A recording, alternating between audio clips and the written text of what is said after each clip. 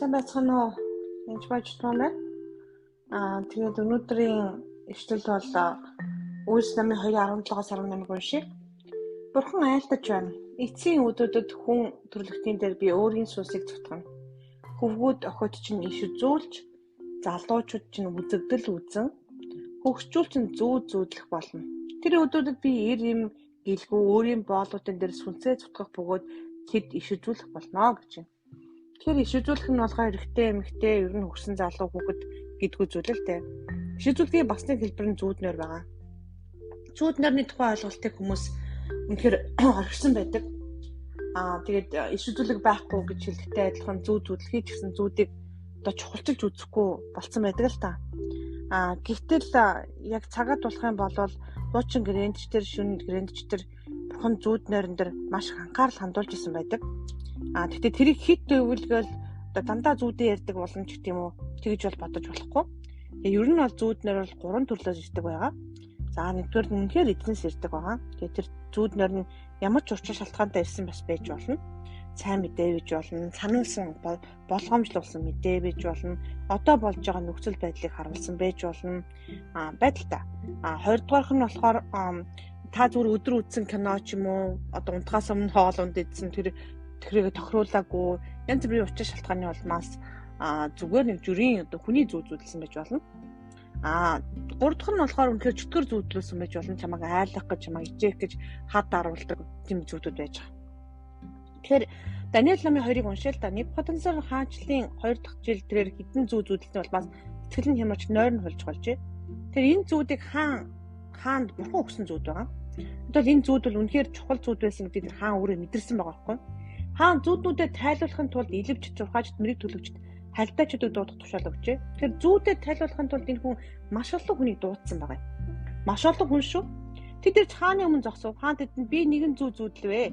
Тэр зүүдийнхээ учрыг ойлгосон гэж сэтгэл минь шаналж байна юу? Халтаачуд хаанд арамаа хэлээр хаан минь мөнх насалтгай. Та боолуудаа зүүдээр ирвэл би тайлыг чинь айлтгах гэв. Хаан халдаж тариулам.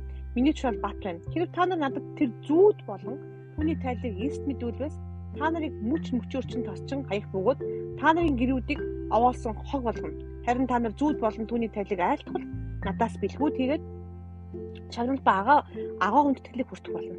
Тиймээс зүүд ба тайлыг надад хэлэхтэнгөө.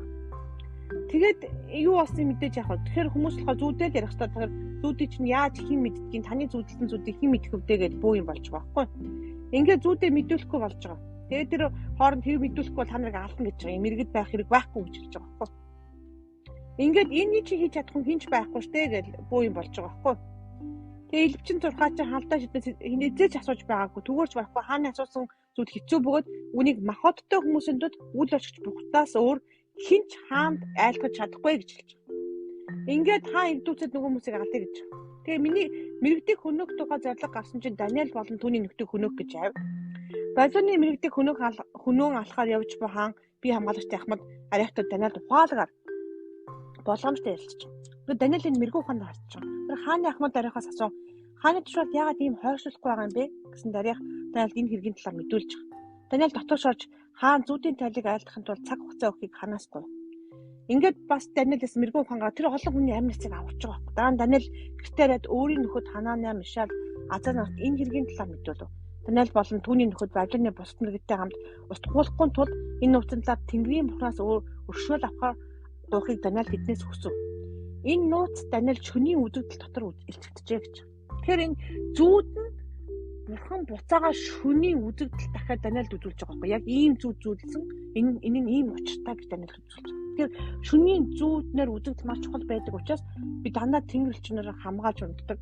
Зүүднэр юм хамгаалж өгч ялангуяа шөнийн 2-3 цаг 3-4 цагийн хооронд чөтгөрүүдийн манаа солигддог буюу их хүчтэй дайралт болдог үе байхгүй. Тийм үед өөрсдөө ч гэсэн би тэнгэр элчнэрээ ээлж зориулж болно. Шөнийн ээлжид солиороо бас давхар хамгаалтаас авч тавьж болдог байгаа. Тэгээд тэрнээс хойш бол би шүн барагдаа зүүдэлдэггүй. Нуу зүүд ч юм уу харанхуй нэгний зүүдлэхэ байлцсан. Яг хөө дэлхийн хүний өөрийнхөө зүүдийг бол хаяа зүүдэлдэг. Гэтэ барагдаа зүүдэлдэггүй. Бурханаас бол үе болон маш их хилчлүүд авдаг байгаа. Ямар хилчлүүд авдаг юм бэ гэж болох гэж байгаа юмнуудыг юм уу би одоо эсээс асуугаад хариултаа өгөхгүй байвал яг шүний үзэгдэлтсүү шүний зүүд нойронд хариултаа яс авдаг байгаа. Тэгээд эсвэл тухайн нэг зарим хүн залбирч байгаа хүний асуудал мэдрэгдэхгүй бол бурхан яг зүүднээр үзүүлдэг ба. Тэгэхээр зүүдний тайлалыг та ингээд одоо интернетээр дүрэн байгаа. Тэрийг харж болохгүй шүү хүмүүсээ. Яг түр харал та. Энд бурхан хаан яасан байна. Зүүдийг тайлбарлахгүй зөндөө олон хүмүүсийг хийсэн чи хинч тайлж чадаагүй ганцхан яасан байна. Даниэл тайлж чадсан байгаа байхгүй. Даниэл болон тэр үеийн ягтууд үнээр бурхан эзэн бурханы мэддэг бөгөөд ариун сүнстэй байсан байгаа Даниэл. Тэгэхээр юу хийж байгааг нь Даниэл ишүүлэгчтэй. Тэгэхээр яаж байгаа вэ гэхээр та бүхэн өөртөө эцсийн цаг мөчид та нар ч гэсэн хүүхэд огч бүгд энийг хийнэ гэж эзэн амласан байхгүй. Тэгэхээр та нар яг үнэндээ Даниэлтэй адилхан байхгүй. Тийм учраас тэр зүүднээр эзэмтэл үзүүлэх юм бол эцэс энэ ямар ч утгатай мэ гэж тайлан асуух хэрэгтэй. Тэгээд үнэхээр таныг одоо trouble юм хэцүү болоод байх юм бол үнэхээр бити ингээд хүний оюунханаар тайлараа. Жишээлбэл одоо могоо зүудэлсэн бол могоо ч сатан буруу байна гэдэг юм уу тэгж бодож болохгүй. Хэрэг зүудлүүд хэрэг буруу ч гэдэг юм уу. Тийм биш. Хэрэг хоол өгжсэн тохиолдол байгаа хэрэг муу тохиолдол байгаа. Тэгэхээр жишээл ус зүудлэхэд ус нь хүртэл одоо юу гэдэг бүлээнүүд, улаануу, халуунуу, өнгө үзэмж ямар нь байсан, ширүүн урсгалтай гоолоо гэдэг. Тэрнээс хамаараа тайлбарууд нь өөр байдаг ба. Тэгэхээр тайлбарыг ариун сүнсээс асууж мэддэг байгаа. Яг иш үзүүлэхтэй адилхан зүйл. Тийм учраас зүүд нойронд өгж байгаа мэдээллүүдийг цэвэр ариун байхын тулд өөрөө бас цэвэрлэх төстэй тэрнээс мартаж болохгүй шүү. Яг бол харахгүй сүнснээс өгсөн зүүд, эзнээс өгсөн зүүд хоёрыг ялгах чадвар бол үнэхээр чухал болдоо гэсэн үг. Тэгэхээр та Даниэл намыг бүтэн уншаарай.